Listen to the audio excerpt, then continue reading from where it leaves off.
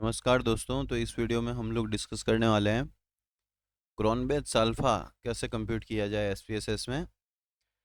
Internal consistency के लिए हम लोग यूज़ करते हैं क्रोनबेच अल्फ़ा। तो डेटा कलेक्ट करना इनफ नहीं होता, उसकी रिलायबिलिटी वैलिडिटी भी टेस्ट करना ज़रूरी है। अगर हम लोग टेस्ट करते हैं रिपीटेटिव और सेम रिजल्ट्स आते हैं बार बार अलग अलग टाइम, सो वो रिलायबिलिटी है, एक तरह की टेस्ट रिलायबिलिटी है, टेस्ट रिटेस्ट रिलायबिलिटी।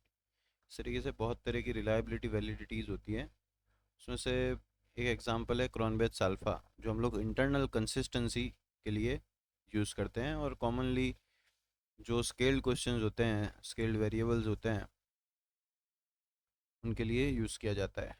इसकी रेंज 0 से 1 के बीच में होती है। जितना ज़्यादा हाई अगर इसकी वैल्यू होगी उतनी इंटरनल कंसिस्टेंसी हाई है, और जितनी कम होगी उतना ज़्यादा कम है इंटरनल कंसिस्टेंसी। सो अगर 0.9 से ज़्यादा है तो इट इज़ एक्सीलेंट, 0.8 से 0.89 है तो इट इज़ गुड, 0.7 से 0.79 है तो इट इज़ एक्सेप्टेबल, 0.7 से अगर कम है तो it is little bit questionable, somewhat कभी कभी 0.6 तक भी एक्सेप्टेबल होता है। तो हम लोग अब एसपीएसएस विंडो में जाएंगे और देखेंगे कि किस तरीके से टेस्ट परफॉर्म करना है।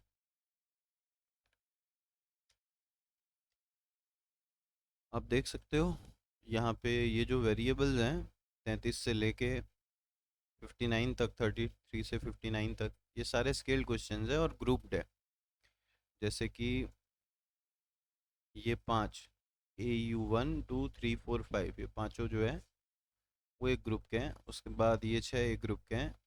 उसके बाद ये 6 दूसरे ग्रुप के हैं। सो इन ग्रुप वाइज हम लोग इंटरनल कंसिस्टेंसी चेक करेंगे। सो एनालाइज में जाना है सबसे पहले। एनालाइज में जाने के बाद हमें जाना है स्केल में, और स्केल में रिलायबिलिटी एनालिसिस पे क्लिक करना है। रिलायबिलिटी एनालिसिस पे क्लिक करने के बाद अब हमें सिर्फ और सिर्फ ये 5 ही वेरिएबल चाहिए।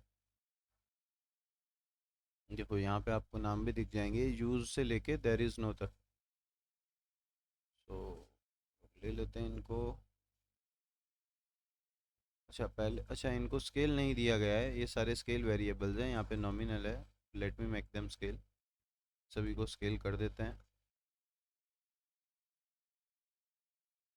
इससे इतनी ज़्यादा इम्पैक्ट नहीं होती, हम लोग वेरिएबल में यहाँ मेज़र उसका चेंज करें ना करें।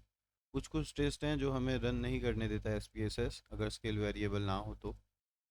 सो बेहतर है कि हम पहले से ही यहाँ पे उसको स्केल कैटेगरी में कन्वर्ट कर दें। इसका मेज़रमेंट जो है वो स्केल में है। तो यहाँ मैं सभी वेरिएबल्स को स्केल कर चुका हूँ। एनालाइज में जाएंगे, स्केल में रिलायबिलिटी एनालिसिस, और ये रहे हमारे स्केल क्वेश्चंस।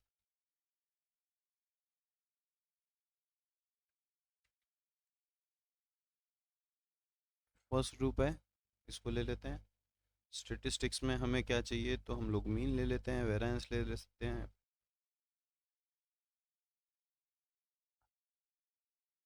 और कुछ नहीं चाहिए हमें, तो सिर्फ क्रोनबेच अल्फा चाहिए बस। ठीक है। सो बस हमारे लिए जो इम्पोर्टेंट है वो सिर्फ ये एक टेबल है, रिलायबिलिटी स्टेटिस्टिक्स क्रोनबेच अल्फा। आप देख सकते हो यहाँ पे इट इज़ 0.731, मतलब 0.7 से ज़्यादा है, it means it is good, acceptable range में है। ये कोरिलेशन मैट्रिक्स दी हुई है सभी आइटम्स की। सभी आइटम्स एक दूसरे से जितनी ज़्यादा कोरिलेटेड होगी उतना ज़्यादा क्रोनबेच अल्फा आएगा। तो कोरिलेटेड होनी चाहिए आइटम्स। ऐसे ही मैं दूसरे की भी ग्रुप की क्रोनबेच अल्फा निकाल के देखते हैं।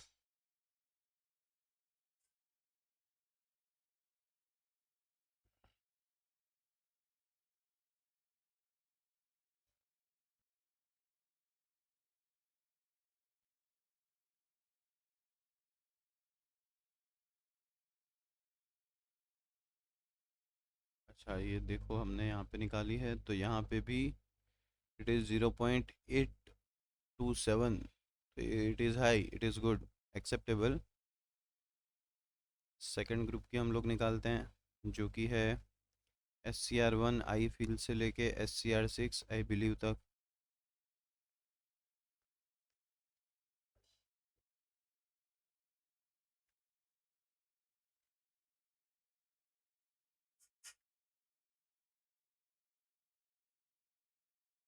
तो यहाँ पे भी 0.72 है, मीन्स इट इज़ एक्सेप्टेबल।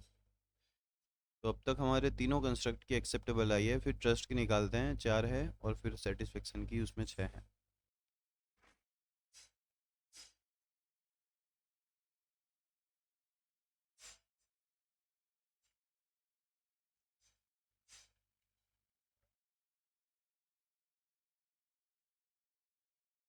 इसकी भी 0.759 है, मीन्स अंदर के जो वेरिएबल्स हैं वो रिलेटेड हैं। कंसिस्टेंसी रिलायबिलिटी अच्छी है।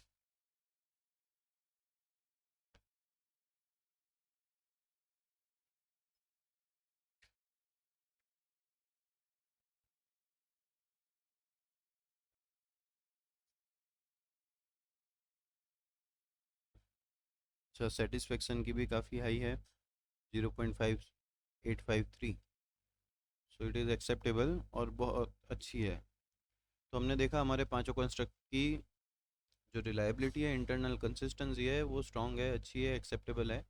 इसके बेस पे हम लोग फर्दर एनालिसिस कर सकते हैं, हमारे कलेक्टेड डेटा को हम लोग रिलायबल ठहरा सकते हैं और उसकी कंसिस्टेंसी स्ट्रांग है ऐसा कंक्लूड कर सकते हैं, और फर्दर उसके ऊपर एनालिसिस करने के लिए डेटा को आगे ले जा सकते हैं।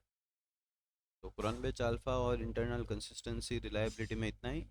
फर्दर टेस्ट की स्टडी करेंगे नेक्स्ट वीडियोज़ में।